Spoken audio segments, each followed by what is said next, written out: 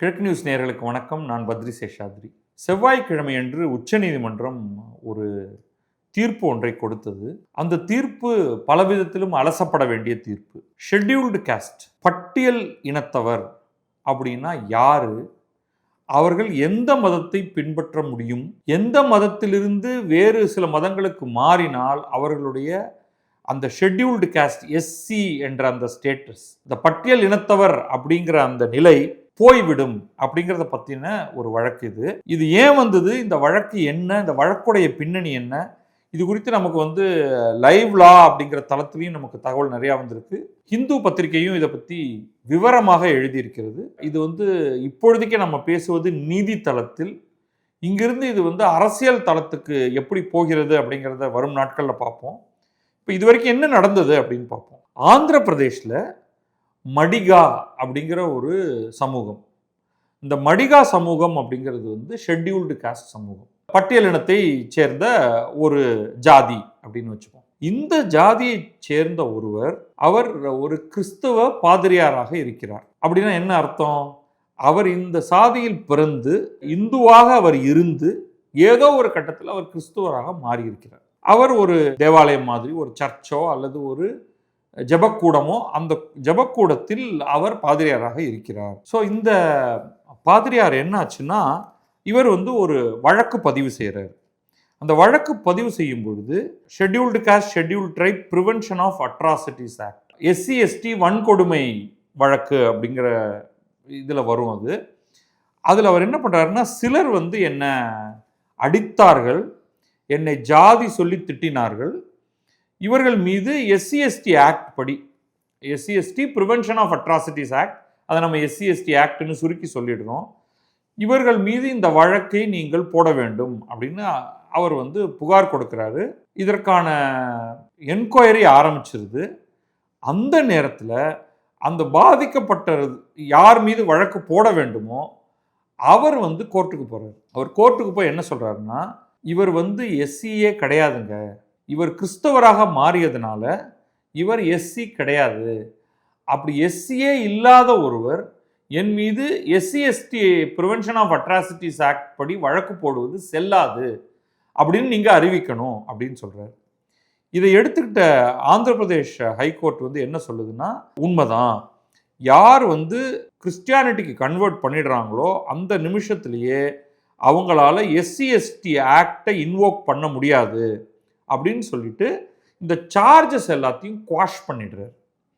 அது ஜஸ்டிஸ் ஹரிநாத் அவர் ஹைகோர்ட்டில் இது ஏப்ரல் 30, 2025, சுமார் ஒரு வருஷத்துக்கு முன்னாடி இந்த மாதிரியான ஒரு தீர்ப்பு கொடுக்கப்படுது. உடனே இது அடுத்து இதற்கு மேல்முறையீட்டில் இது சுப்ரீம் கோர்ட்டுக்கு போகுது. சுப்ரீம் கோர்ட்டில் அவங்க இந்த வழக்கை எடுத்துக்கிட்டு, இவர் கிறிஸ்டியானிட்டிக்கு மாறியதற்கு பிறகு இவர் மீண்டும் தன்னுடைய சொந்த மதம், ஒரிஜினல் ரிலிஜன், அதற்கு அவர் ரீகன்வெர்ட் பண்ணலை, அதனால் அவர் ஒரு மடிகா கம்யூனிட்டியை சேர்ந்தவராக கருத முடியாது. அதன் காரணமாக, அதுவும் இல்லாமல் இவர் தொடர்ச்சியாக கிறிஸ்டியானிட்டியை பின்பற்றி வருகிறார், கிறிஸ்தவ மதத்தை பின்பற்றி வருகிறார், 10 ஆண்டுகளுக்கும் மேலாக அந்த ஜபக்கூடத்தின் பாஸ்டராக அவர் இருக்கிறார், இவர்தான் சண்டே பிரேயரை அந்த ஜபக்கூடத்தில், அந்த கிராமத்தில் உள்ள ஜபக்கூடத்தில் அவர் நடத்துகிறார். அதனால இது நிச்சயமாக இந்த காரணத்தினால இவர் எஸ்சி என்று ஏற்றுக்கொள்ள முடியாது. எனவே இவர் ஆந்திர பிரதேஷ் ஹைகோர்ட்டுடைய தீர்ப்பு செல்லும். அந்த சம்பந்தப்பட்ட நபர்கள் மீது SC ST prevention of atrocities act போட முடியாது அப்படின்னு இவங்க ஒரு தீர்மானத்துக்கு வந்திருக்காங்க. என்ன அடிச்சாங்க, என்ன திட்டினாங்க அப்படின்னா நீங்கள் அதற்கு வழக்கு மற்ற பல செக்ஷன்ஸ் இருக்கு. ஆனால் எஸ்சி எஸ்டி ஆக்ட் போட முடியாது. அதுதான் நீங்கள் என்னடா அது, அப்போ கிறிஸ்தவர்களை போட்டு அடிக்கலாமா அப்படிங்கிற முடிவுக்கு வராதிங்க. எஸ்சி எஸ்டி ஆக்ட் போட முடியாது. எஸ்சி எஸ்டி ஆக்டை யார் புகார் கொடுத்து அதுக்கு மேலே போட முடியும்னா, ஒருவர் எஸ்சியாகவோ எஸ்டியாகவோ இருக்க வேண்டும். அப்போ அது உடனே அடுத்த கேள்விக்கு வருது. அதில் என்ன வருதுன்னா, யார் எஸ்சி அப்படிங்கும் பொழுது அதில் சில முக்கியமான சில கேள்விகள் வருது. கிறிஸ்துவ மதத்தை சேர்ந்த ஒருவர் ஷெட்யூல்டு காஸ்டாக இருக்க முடியுமா அப்படின்னு ஒரு கேள்வி எடுத்து வச்சுக்கிறாங்க. அப்போ இந்த ஜட்ஜஸ், சுப்ரீம் கோர்ட் ஜட்ஜஸ் என்ன சொல்கிறாங்கன்னா, கான்ஸ்டிடியூஷன் ஷெட்யூல்டு காஸ்ட் ஆர்டர் 1950 அப்படிங்கிறதுல சில விஷயங்கள் ரொம்ப தெளிவாக கொடுக்கப்பட்டிருக்கு. அதன்படி இந்து அல்லது சீக்கியர் அல்லது புத்த மதம், இந்த மூன்றே மதங்கள் தான். இந்து மதத்தை பின்பற்றலாம், சீக்கிய மதத்தை பின்பற்றலாம், அல்லது பௌத்த மதத்தை பின்பற்றலாம். அப்படி இருந்தால்தான் நீங்கள் பட்டியலினத்தை சேர்ந்தவராக இருக்க முடியும். அந்த பட்டியலினத்திலே பிறந்திருந்தாலும், இதில் எந்த மதத்தை நீங்கள் பின்பற்றி கொண்டிருந்தாலும், இந்த 3 மதத்திலிருந்து வேறு மதத்துக்கு மாறிவிட்டால் நீங்கள் அந்த நொடியிலேயே ஷெட்யூல்டு காஸ்ட், பட்டியலினம் என்பதிலிருந்து விலகி விடுகிறீர்கள் அப்படின்னு தான் இந்த ஜட்ஜ்மெண்ட் ரொம்ப தெளிவாக சொல்லுது. இது ஒரு புது கேள்வியா? மத்திய அரசு இது குறித்து என்ன சொல்கிறது அப்படின்னு ஹிந்து கட்டுரையில மேற்கொண்டு சில விஷயங்கள் எல்லாம் சொல்றாங்க. இது என்னன்னா, தலித் கிறிஸ்தவர்களுக்கும் தலித் முஸ்லிம்களுக்கும் இந்த 2004 ஷெட்யூல்டு காஸ்ட் ஸ்டேட்டஸ் கொடுக்கப்பட வேண்டும் அப்படிங்கிறது ஒரு பெட்டிஷன் வந்திருக்கு. சுப்ரீம் கோர்ட்டுக்கு முன்னாடி அது வந்திருக்கு. அந்த வழக்கு இன்னும் முடியல. அவங்க என்ன சொல்றாங்கன்னா, நாங்கள் பட்டியலினத்தில் பிறந்து நாங்கள் எந்த ஒரு மதத்தை சேர்ந்தவராக இருந்தாலும், எந்த மதத்திலிருந்து எந்த மதத்துக்கு மாறினாலும் எங்களுக்கு பட்டியலினம் அப்படிங்கிற அந்த எஸ்சி ஷெட்யூல்டு காஸ்ட்ங்கிற ஸ்டேட்டஸ் தொடர வேண்டும் அப்படிங்கிறது இந்த பெட்டிஷன். இதில் நிறைய ஹிஸ்ட்ரி இருக்கு, அதெல்லாத்தையும் நம்ம விட்டுருவோம். ஓகே, இதுக்கு ஆதரவாக வாதாடுறவர்கள் என்ன சொல்றாங்கன்னா, இந்த 21ஆம் நூற்றாண்டிலுமே கூட நீங்கள் தலித் கிறிஸ்தவராகவோ அல்லது தலித் முஸ்லிம்களாகவோ இருந்தாலும் உங்களுக்கு நீங்கள் பல விதங்களில் அழுத்தத்துக்கும் பாதிப்புக்கும் உள்ளாக்கப்படுகிறீர்கள்.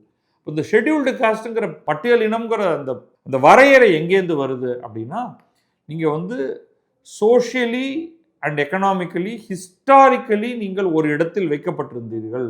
இப்போ மதம் மாறியதாலேயே அது போய்விடுவதில்லை.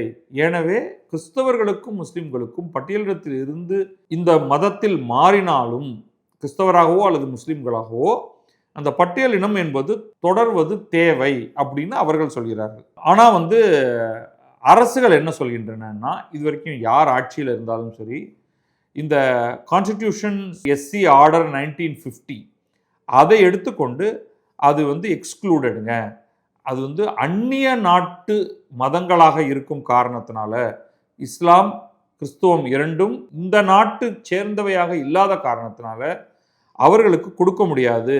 இந்து மதம், சீக்கியம், பௌத்தம் இந்த 3க்கு மட்டும்தான் அப்படின்னு அவங்க தெளிவாக சொல்லியிருக்காங்க. அதற்கு எதிராக பேசுபவர்கள் என்ன சொல்றாங்கன்னா, என்னவோ இந்த லிஸ்ட் ஒரு புனிதமாக நீங்க பார்க்குறீங்க. ஆரம்பத்தில் அதில் ஹிந்துவிசம் மட்டும்தான் இருந்தது, இந்து மதத்தை சேர்ந்த பட்டியல் இனத்தவர்கள் மட்டும்தான் அப்படின்னு இருந்ததுல 1950களில் தான் சீக்கிய மதம் சேர்க்கப்பட்டது. 1990 தான் பௌத்த மதம் சேர்க்கப்பட்டது.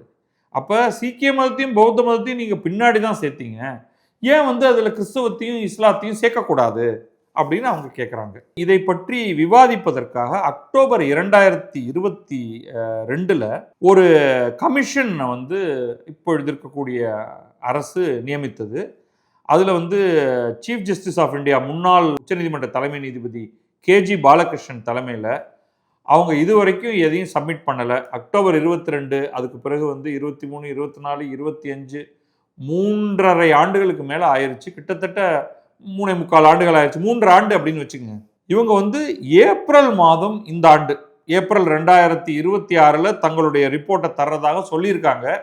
இப்போ நமக்கு 5 மாநில தேர்தல் நடக்கிறதுனால இது பற்றி இவங்களுடைய ரிப்போர்ட் எப்போ வரும், அதை எப்போ டேபிள் பண்ணுவாங்க அப்படின்னு தெரியல. இதில் அடுத்த சில கேள்விகளுக்கு வருவோம். சரிங்க, ஒருத்தர் இந்து மதம் அல்லது சீக்கியம் அல்லது பௌத்த மதத்தில் இருக்காங்க, பட்டியலினத்தை சேர்ந்தவர், பட்டியலினத்தில் பிறந்தவர்.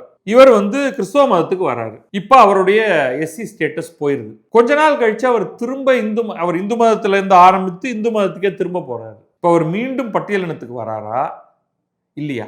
இந்த கேள்வி இந்த பெஞ்சுக்கு முன்னாடி வைக்கப்பட்டது. உடனே அவங்க அதுக்கு என்ன சொல்றாங்கன்னா, அதுக்கு ஒரு த்ரெஷ்ஹோல்டு 3 பாயிண்ட் கொடுக்குறாங்க. அதுக்கு அவங்க என்ன சொல்றாங்கன்னா, முதல்ல நீங்க பட்டியலினத்தில் பிறந்திருக்கீங்க, டிக், அதை ஃபர்ஸ்ட் வெரிஃபை பண்ணணும். ஓகே, அப்போ அதுக்கான சர்டிஃபிகேட் எல்லாம் உங்கள்கிட்ட இருக்கணும். நான் வந்து கிறிஸ்தவராக மாறிவிட்டேன் அப்படின்னு சொல்லிட்டு எல்லாத்தையும் கிழிச்சு எறிஞ்சு போட்டிங்கன்னா நீங்கள் எப்படி ப்ரூஃப் கொடுப்பீங்க? நான் வந்து ஒரிஜினலாக பட்டியலினத்தில் தான் இருந்தேன் அப்படிங்கிறதுக்கான ப்ரூஃப் வேணும். ஒன்று. ரெண்டாவது, நீங்கள் வந்து நான் கிறிஸ்தவராக மாறினேன், இப்பொழுது மனத்தளவில் நான் மீண்டும் இந்துவாக மாறிவிட்டேன் அப்படின்னு நீங்கள் சொன்னால் போதாதான். இதுதான் வந்து சுப்ரீம் கோர்ட் சொல்லுது. இப்போ நீங்கள் வெளிப்படையாக இந்து மதத்துக்கு மாற வேண்டும். நோட் பண்ணுங்க அதை. ஓகே. மூணாவது பாயிண்ட்டு, உங்களை உங்களுடைய சமூகம், உங்களுடைய சாதி மீண்டும் மதம் மாறிவிட்டீர்கள் என்று ஏற்றுக்கொள்ள வேண்டும். அப்படி பண்ணால்தான் பாருங்க அவங்க கிளியரா என்ன சொல்றாங்கன்னா, credible and unimpeachable evidence of bona fide reconversion to the original religion.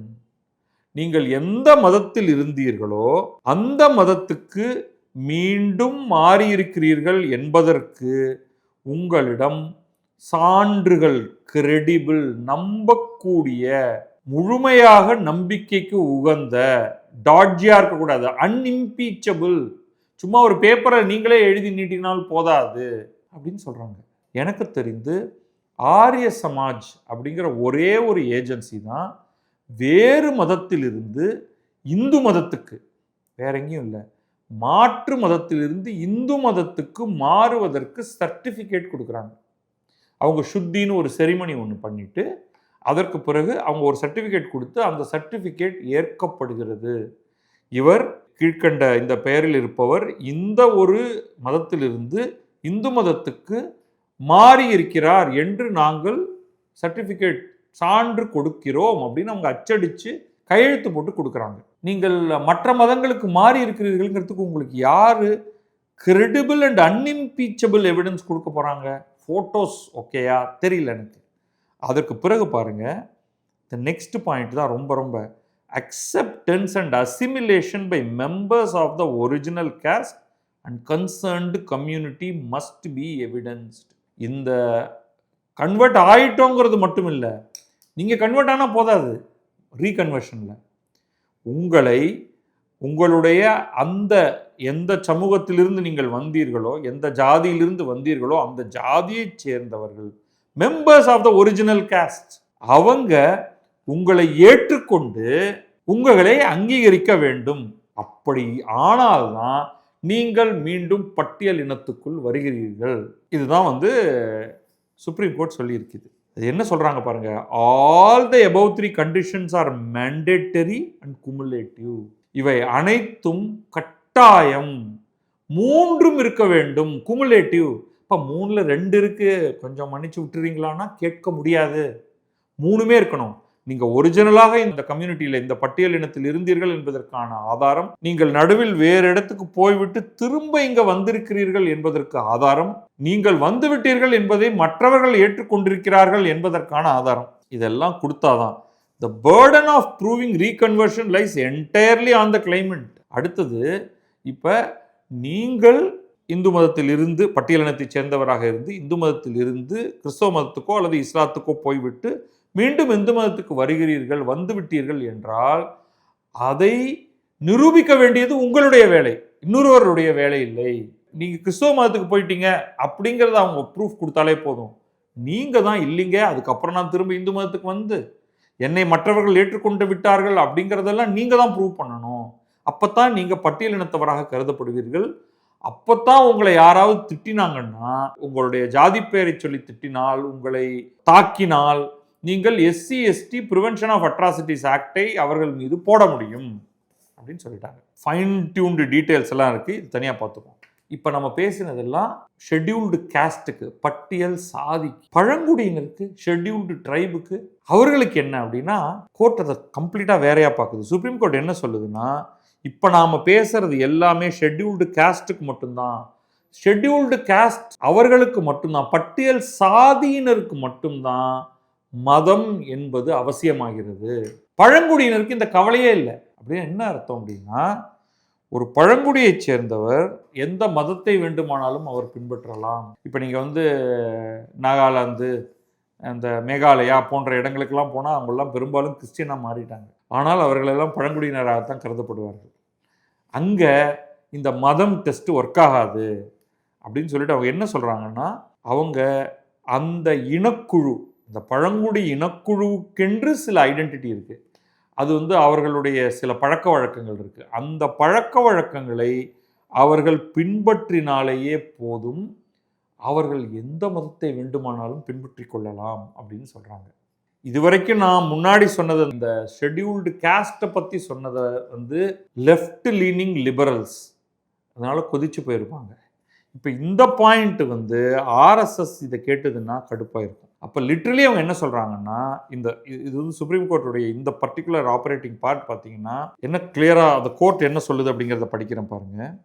The determination of scheduled tribe status therefore cannot rest on conversion alone, but must turn on whether the claimant continues to possess and is recognized for the essential attributes of tribal identity, including customary practices, social organization, community life, and acceptance by the concerned tribal community. அப்படிங்கிறாங்க. ஒரு try, scheduled try இருக்கக்கூடிய இடத்துல conversion நடந்ததுன்னா அவங்க tribal ஐடென்டிட்டியை விட்டு கொடுக்காமல் இருந்தால் அவர்கள் ஷெட்யூல் ட்ரைப் என்று கருதப்படலாம். ஆனால் அங்கே போயிட்டு அவங்க வந்து கன்வெர்ட் ஆகி தங்களுடைய வாழ்க்கை முறையை மாற்றிக்கொண்டு வேறு இடத்துக்கு வந்து விட்டால், சட்ட பேண்ட் போடுறதுலேருந்து ஆரம்பித்து அவர்களுடைய நடையுடை பாவனையிலிருந்து இந்த ஷெட்யூல்டு ட்ரைபல் ஐடென்டிட்டி இருக்கு இல்லையா, tribal identity, customary practice, social organisation, community life, acceptance by the concerned tribal community, இதெல்லாம் போயிருச்சுன்னா அவர் பழங்குடியினராக கருதப்பட மாட்டார். ஆனால் அவர் எந்த சாமியை வேணாலும் கும்பிட்டுக்கலாம். இதுக்குள்ள இன்னும் நிறைய போகலாம். ஸோ இந்த வழக்கு வந்து இது இறுதியாக நான் பார்க்கல, இறுதி தீர்ப்பாக பார்க்கல. இது வந்து கான்ஸ்டிடியூஷனல் பெஞ்ச் ஒன்றுக்கு முன்னாடி இது போக போகிறது. இன்னொரு பக்கம் அரசியல் ரீதியாக அது இப்பொழுது கூட தேர்தலில் எதிரொலிக்கிறத பார்க்கலாம். அதிமுக தன்னுடைய தேர்தல் அறிக்கையில் வந்து இந்த தலித் கிறிஸ்தவர்களுக்கும் தலித் முஸ்லீம்களுக்கும் எஸ்சி ஸ்டேட்டஸ் வாங்கி தர முடியுமா அப்படிங்கிறத நாங்கள் வந்து பரிசீலிப்போம் அப்படின்னு சொல்லியிருக்காங்க. பாரதிய ஜனதா இதை கடுமையாக எதிர்க்கிறது அப்படிங்கிறது இதோட சேர்த்தே பாருங்க. பட் இப்பொழுதைக்கு இது வந்து இதில் நிறைய இம்பேக்ட் இருக்குது. அதில் ரெண்டு இம்பேக்டை மட்டும் சொல்லிடுறேன். பட் இன்னொரு கேஸும் இருக்குது, அதோடைய வேர்டிக்ட் இதுலேருந்து ஸ்லைட்லி டிஃபர் ஆகுது. அது எப்படின்னு பார்க்கணும். உண்மையில் வந்து நிறைய பேர் இப்போ எஸ்சி அப்படிங்கிற ஸ்டேட்டஸ் உங்களுக்கு எங்கெங்கெல்லாம் உதவுது. இந்த எஸ்சி எஸ்டி வன்கொடுமை வழக்கு போடுறதுக்கு மட்டும் இல்லை, இது வந்து எஸ்சி எஸ்டி தனித்தொகுதியில் போட்டியிட வேண்டும் என்றால் நீங்கள் ஷெட்யூல்டு காஸ்டாக, ஷெட்யூல்டு ட்ரைபாக இருக்க வேண்டும். இப்போ யாராவது ஒருவர் உங்களை ப்ரூஃப் கொடுக்குறாருன்னு வச்சுங்க, நீங்கள் மதம் மாறி இருக்கிறீர்கள், நீங்கள் ஷெட்யூல்டு காஸ்ட் பட்டியலில் இருந்து நீங்கள் வேறு மதத்துக்கு மாறி இருக்கிறீர்கள், நீங்கள் கிறிஸ்தவராகவோ இஸ்லாம் சேர்ந்தவராகவோ மாறி இருக்கிறீர்கள் என்றால் டெக்னிக்கலி அதை ப்ரூவ் பண்ண முடிஞ்சிருச்சுன்னா நீங்கள் எஸ்சி தொகுதியில் தனித்தொகுதியில் நின்று ஜெயித்தால் அந்த இடத்தை உங்களிடமிருந்து பறிக்க வேண்டியிருக்கும். இந்த ஒரு லைனை மட்டும் வச்சுக்கங்க, இது ஒன்று. அடுத்தது, நீங்கள் வேலையிலோ படிப்பதிலோ இடங்களை பெற்றிருக்கிறீர்கள் என்றால் யாரேனும் ஒருவர் நீங்கள் மதம் மாறி இருக்கிறீர்கள் என்று ஒரு எவிடன்ஸை கொடுத்து உங்கள் மீது கம்ப்ளைண்ட் கொடுத்தால் நீங்கள் அதை இழக்க நேரிடும். இந்த வழக்குடைய அடிப்படையில் நம்மளால் அது தெளிவாக பார்க்க முடிகிறது. இந்த இடத்துலையுமே என்ன ஆகுதுன்னா, இந்த ஆந்திர பிரதேஷ் கேஸ்லையுமே சுப்ரீம் கோர்ட்டில் அவங்க என்ன சொல்றாங்கன்னா, பாருங்க இவர்கிட்ட இந்த சர்டிஃபிகேட் இருக்கு, மடிகா அப்படிங்கிற சாதி சான்றிதழ் இவரிடம் இருக்கிறது அப்படிங்கும் பொழுது அதுக்கு வந்து தெளிவாக என்ன சொல்றாங்க சுப்ரீம் கோர்ட்லன்னா, அந்த சாதி சான்றிதழ் எங்களை பொறுத்த வரைக்கும் ஒரு பொருட்டே கிடையாது. அப்போ நீங்கள் பார்க்க வேண்டியது என்னன்னா, இப்படிப்பட்ட ஒருவருக்கு அந்த சாதி சான்றிதழ் எவ்வாறு கொடுக்கப்பட்டது, அது தவறு. ஏன்னா எங்களை பொறுத்த வரைக்கும் evidence has already been presented. இவர் பட்டியல் சாதியை சேர்ந்தவராக இருந்திருக்கிறார், ஆனால் மதம் மாறியிருக்கிறார். இப்போ மதம் மாறிய உடனேயே அவருக்கு அந்த சான்றிதழ் என்பது கொடுக்கக்கூடாது. அப்படி பார்க்கையில் அந்த சான்றிதழ் சரியானதல்ல அப்படின்னு தான் நாங்கள் பார்ப்போமே தவிர, அப்சல்யூட் எது, இந்த ரிலிஜியஸ் பார் இஸ் அப்சல்யூட், அது எல்லாவற்றுக்கும் மேலாக இருக்கிறது. எந்த மதத்தை சேர்ந்தவராக இருந்தால் அவர் ஷெட்யூல்டு காஸ்டாக இருக்க முடியும், பட்டியல் சாதியினராக இருக்க முடியும் என்பதுதான் முதன்மையான சக்தி வாய்ந்த ஒரு கருத்தாக்கம். அதற்கு மேலதான் அவர்கிட்ட சர்டிபிகேட் இருக்குங்கிறதுனால, ஒருவர் எஸ்சி சர்டிபிகேட் வைத்ததனாலேயே அவர் பட்டியல் இனத்தை சேர்ந்தவராக ஆக முடியாது. அதை நாங்கள் அதோடைய வெராசிட்டி, அதோடைய உண்மையை நாங்கள் பார்க்க வேண்டியிருக்கும், அதை அரசு பார்க்க வேண்டியிருக்கும் அப்படின்னு சொல்கிறார். ஸோ இது வந்து ஃபார் ரீச்சிங் ஜட்ஜ்மெண்ட். இது எந்த விதத்தில் இது வந்து தேர்தலில் எதிரொலிக்கும், படிப்பில் எதிரொலிக்கும், இது எல்லாவற்றையும் நம்ம வந்து ஒன்றாக சேர்த்து பார்க்க வேண்டும். இதோடைய அடுத்தடுத்த கட்டங்கள் என்ன நடக்கும் அப்படிங்கிறத நம்ம பார்ப்போம். நன்றி, வணக்கம். நான் பத்ரி சேஷாத்ரி. இது கிழக்கு நியூஸ்.